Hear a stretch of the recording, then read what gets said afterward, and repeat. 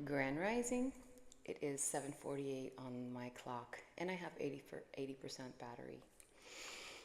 This is going to be the part two regarding flame beings, fire beings versus shadow beings. I was unable to record this second part yesterday because TikTok decided to glitch my phone and completely delete every single video that I tried to post without me even touching a button. So here we're talking about Genesis compared with other creation traditions. Today I am going to show you that Genesis creation narrative with other cosmological traditions focus on the role of flame, light, and order. Genesis in the Hebrew Bible begins with formlessness and darkness, followed by the command, "Let there be light."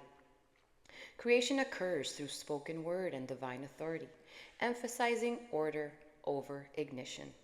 The first principle emphasizes light and word. The method is command and separation.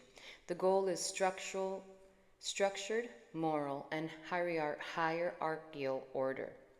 In Gnostic traditions, systems describe emanation rather than command. Divine sparks or fire-like intelligences emerge before formal light and hierarchy. The first principle emphasizes divine spark or inner fire. The method, emanation and unfolding. The goal is awakening through inner knowledge. In Vedic and Hindu cosmology, Vedic traditions place Agni, which is fire, at the center as the mediator and transformer. Fire precedes form and carries consciousness between every single realm. First principle emphasizes that fire as consciousness, the method is sacrifice and transformation, and the goal is balance and realization. Zoroastrianism is sacred fire.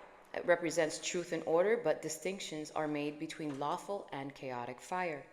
The first principle emphasizes order, fire. The method is alignment with cosmic law, and the goal is truth and moral clarity. In Greek philosophy, Heraclitus identified fire as the underlying principle of constant change. Existence is process, not static creation. The first principle emphasizes fire as flux. Method is continuous transformation, and the goal is understanding change. Genesis emphasizes command and separation, while many other traditions emphasize ignition and emanation, or transformation. Genesis prioritizes law first, and others prioritize activation. You see, the Bible is a storybook. Some parts are beautiful and are true, while others are meant to be decoded.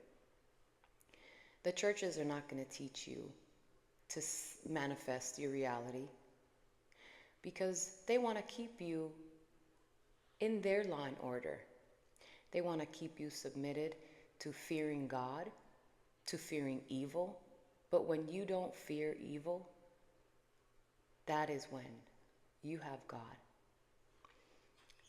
You see, spirituality is not about fear. You're supposed to not have any fears. You're supposed to always take leaps of faith and listen to your intuition. Spirituality isn't all light. There's a lot of darkness that comes with it.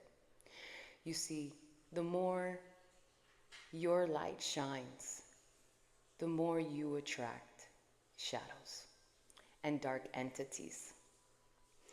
And when God said, "Let there be light," rest assured, there was light.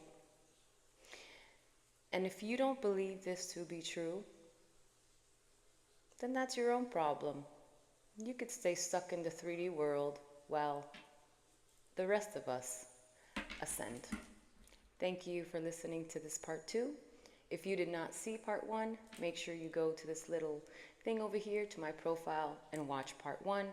I don't need to feed your delulu or make anybody feel confused. Just remember that the Most High loves you, I love you, we love you, Ashe.